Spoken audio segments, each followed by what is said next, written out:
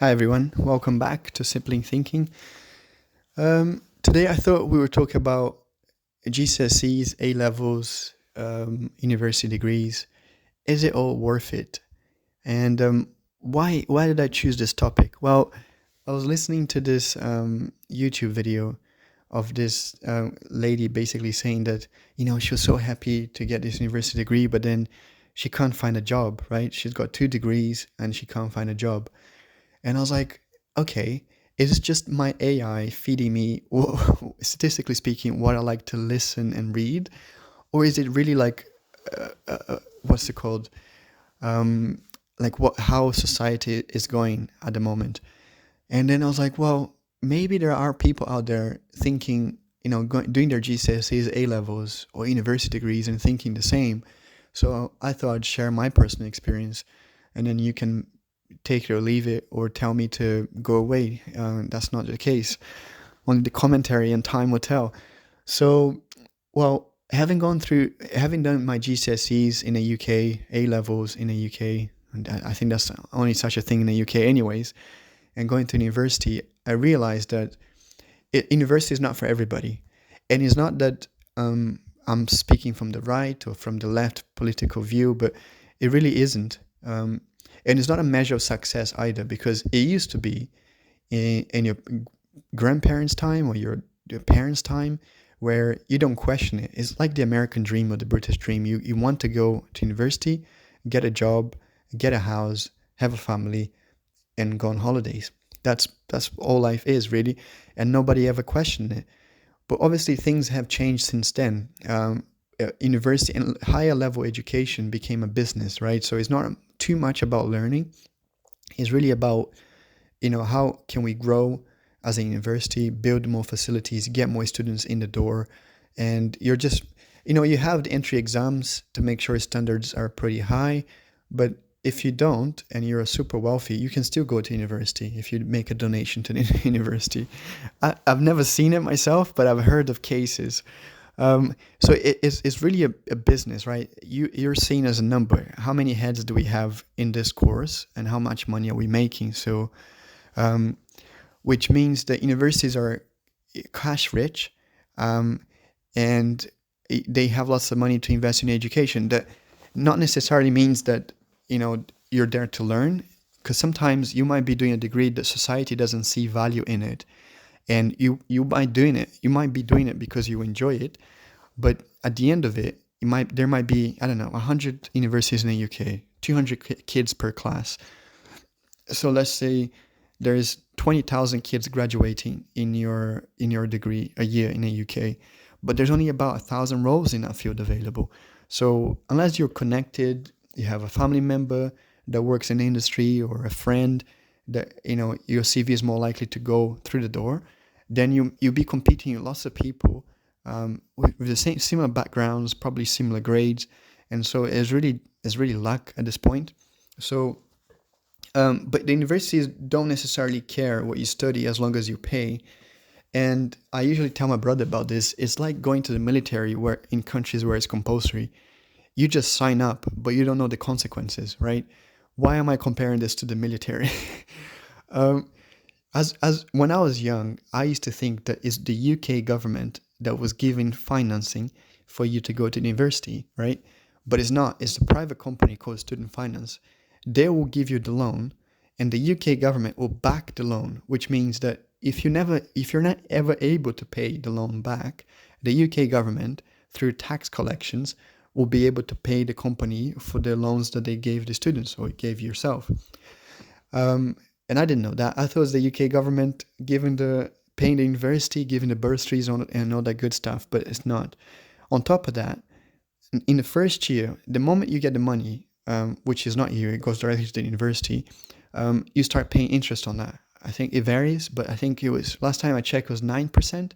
So you pay 9% on top of £9,000 on the first year, which you haven't had the time to pay it back because you're studying, right? You don't have a job.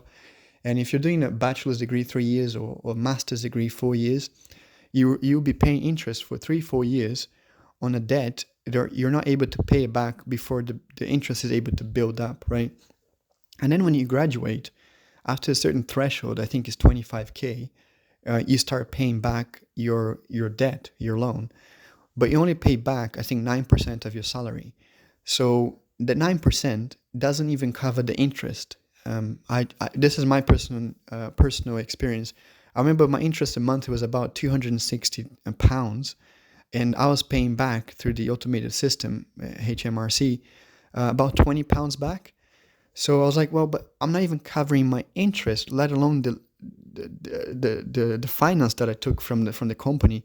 I will never be able to pay it back because it's compounded. This debt just keeps adding on top of more debt and more debt, and by the time 25 years has lapsed, for which my debt is forgiven, my debt will be even though I only borrowed £36,000, I'll be 150, 170K worth of debt by the time, because I'm not even covering the interest. Something has to change. So whoever came up with the system is a genius, because money guaranteed. The government will pay you if you don't pay it back, you're able to basically collect payments from students all over the nation, whatever job they're doing, whatever they studied, money guaranteed, right? So it's a system that works for whoever invented it. It doesn't necessarily work for the student, because people say they call it a graduate tax, which means you went to university, you're able to secure yourself a job. It's not free, right? It comes with consequences, and consequences are taxes.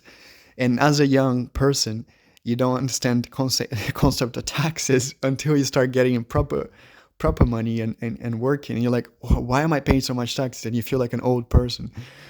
But it is true. Anyways, so it's the reason why I said, and I wanted to talk about this, is that I see people, when I first graduated, you're listening to somebody who's got a master's degree in engineering. So would my views be biased? I don't know. You tell me. But I remember getting my first job, and I was working with people that were doing apprenticeships. So they didn't go to universities, they were just learning practical skills, hands-on experience. And I remember thinking, they're much more qualified to be an engineer than I am, because they understand and they can build things. I have theoretical knowledge. Why did they hire me? They should just hire people and train them up.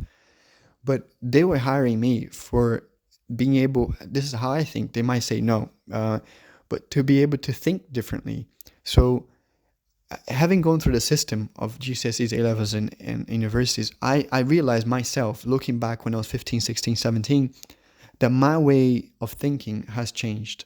I'm no longer, approaching a problem the same way. Now I have tools in my bag that I can look at a problem and say, okay, how can I make it smaller, dissect it, and which tools can I use to solve these problems in different ways that will get a solution that society will see as a value add. And I thought that, working for this engineering company, they were paying me to think and to be able to say, okay, here's a problem, fix it. Whatever you learned at university, just fix it. We know you're able and capable because you got the grades, you got a degree, fix it. And I used to think, well, okay, but I like to have more hands-on experience. And they're like, we have people for that. Your job is to think. So my point was, it's never too late. The apprentice could learn the theoretical knowledge, and most of them do. They go to local universities, they get the degrees, and they do it. And you're able to also get hands-on experience if you choose to. So you can, depending what you choose, it's never too late to just go back and learn, go the other side of the fence and learn it. As long as you don't fill your life up with responsibilities, having lots of debt, or starting a family, having kids, because then you have to pay your debt, you have to feed your kids, and then you won't have time to learn a new trade, right? Or you will have time, but it will be difficult. You have to make lots of compromises. So far you're listening and you're thinking, he hasn't given an answer yet. Is it worth it or not? I think it's subjective to the person applying, right? Most of us will be pressured by our parents to go to university because that's what they were told, that's what their grandparents were told, and so on and so forth. And you don't question it. I didn't question it. My mom just said, that's what people do in the developed world. They go to university, get a job. You would do the same. We did the same thing. Um, but looking back, would I be happier? Well, let's not talk about happiness just yet. We'll talk about it a bit later. But would I be more satisfied and fulfilled if I had started my own business, if I had gone traveling, if I had taken some time off to just say, you know, I'll just figure it out. I don't need to go to university. I'll figure out what I want to do. I don't need to do engineering. I can just do something easy, marketing. I don't know. I'm not saying who's the people that study marketing listening to this. That's not what I meant. What I meant was, relatively speaking to engineering, it's an easier degree because there's less exams, less technical things to do. So that's what I meant. Um, Anyways, point being, if you feel that you will be able to pay your bills, feed yourself, house yourself, have enough money for savings during rainy days, and have enough money to go on 2 or 3 holidays a year, not having to go to university, great. That's basically what life is. Life is all about feeding yourself, housing yourself, and entertaining yourself when you have time and money. Whatever you see on TV and social media and newspapers about billionaires and millionaires, that's a very small part of the population, very, very small. We can't comprehend how small that is. But because it sells, right? It's content that sells. If you see Mark Zuckerberg, Bill Gates, Steve Jobs, all these tech founders or companies that started out of nowhere and people didn't go to university, it's like that's a dream and hope. And companies feed on that desire to be rich, right? And to be successful.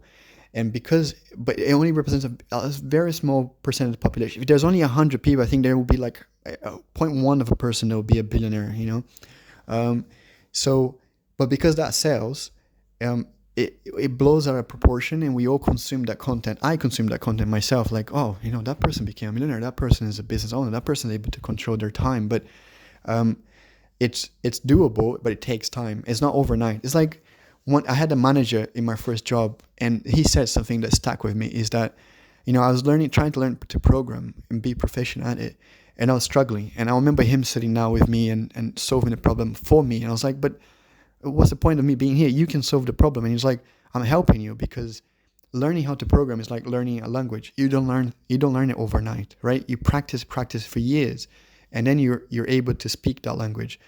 And it's the same for programming. You have to practice. And he says the same for everything in life.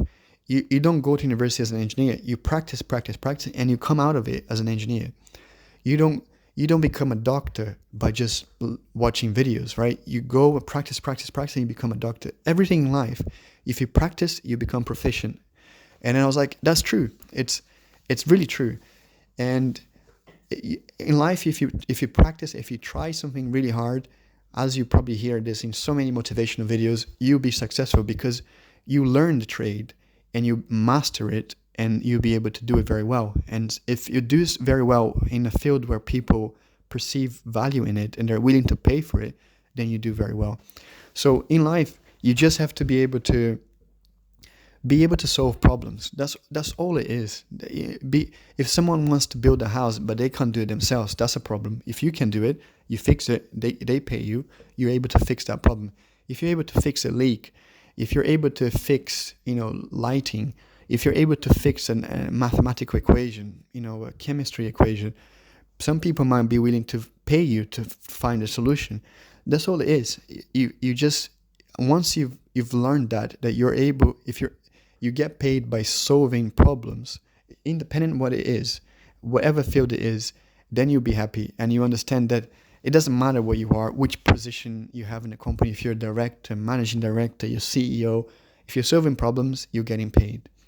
But anyways, I digress again. No structure to this conversation. But point is, if you go to university, I think it would enable you to approach problems in different mindset.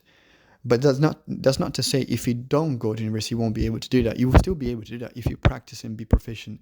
The point of university, from a student point of view, is that they give you tools so you can solve problems in that particular area.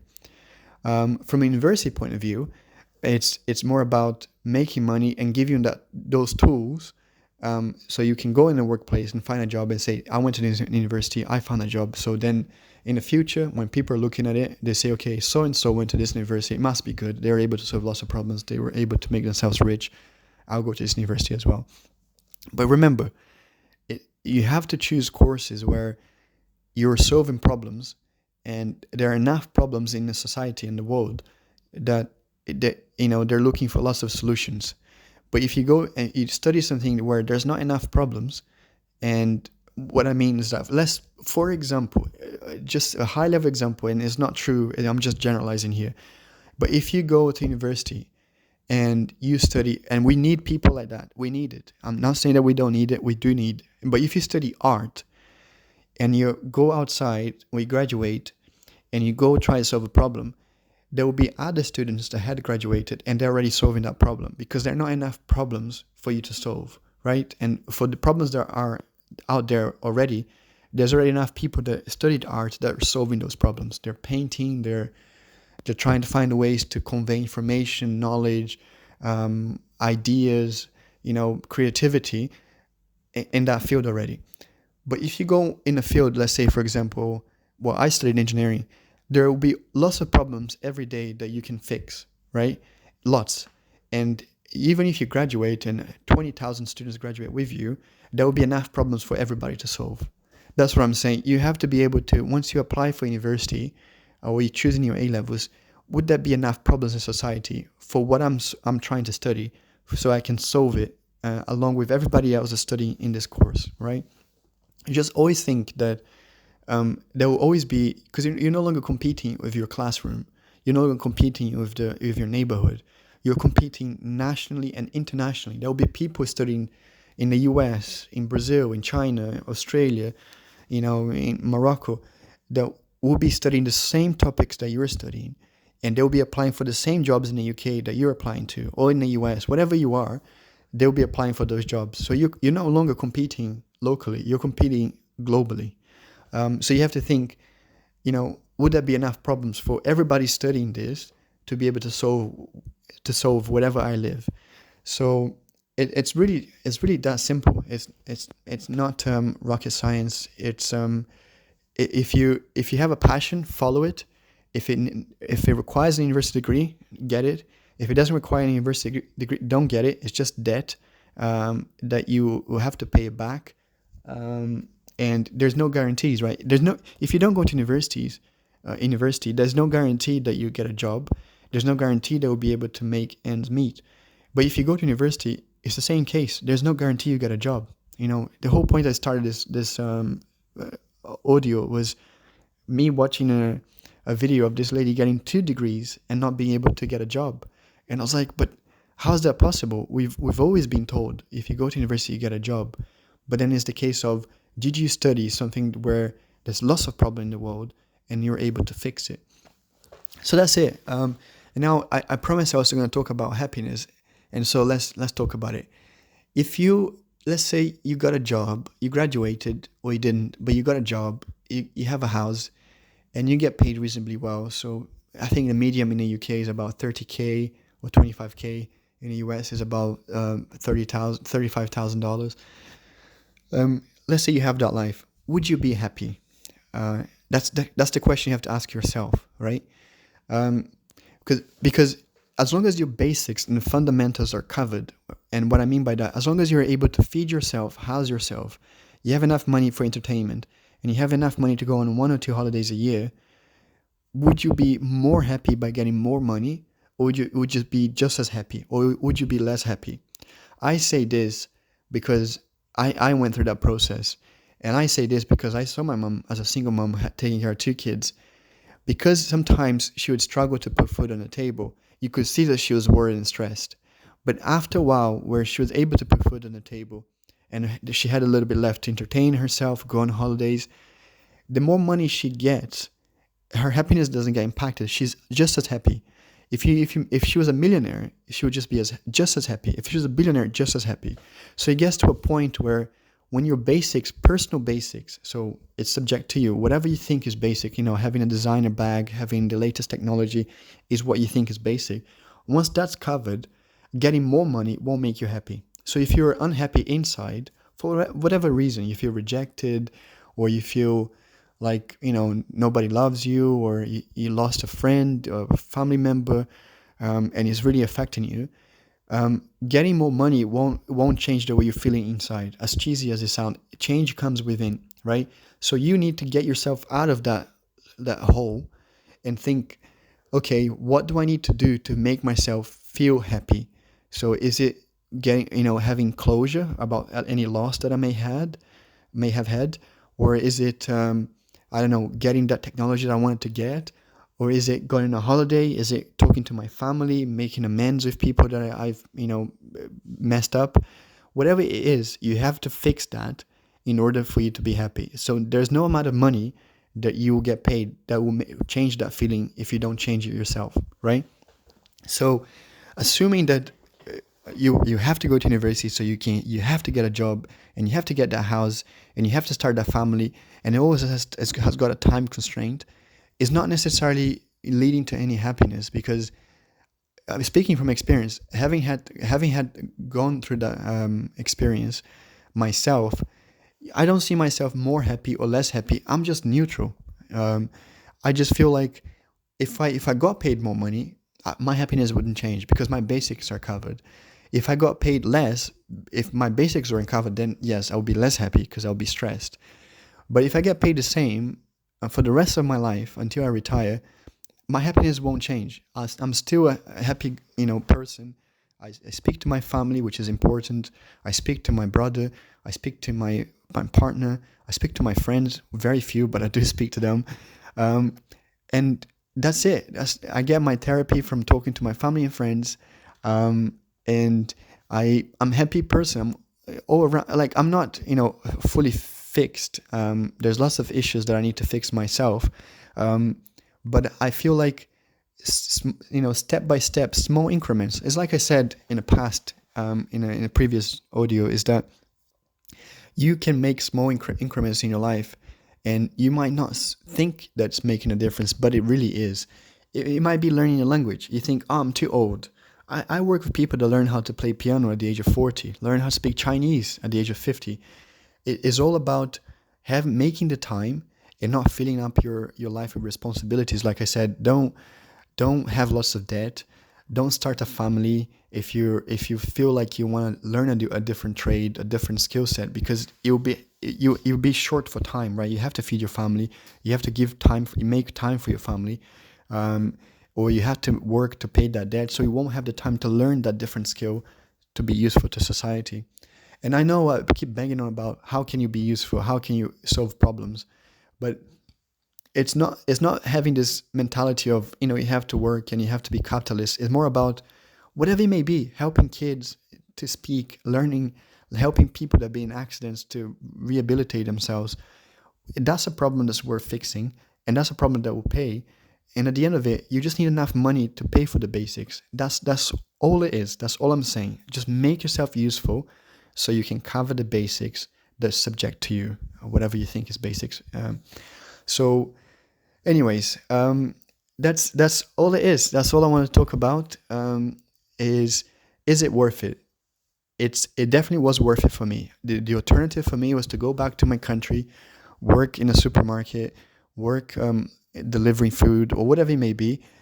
So for me, it was definitely worth going to university. So I was able to have different opportunities in my life that I wouldn't have had because I didn't have the language skills. I didn't have the skills that society deemed relevant. But for some people, they have those basics covered. Their parents might have a house. They don't have a mortgage. They can live with their parents.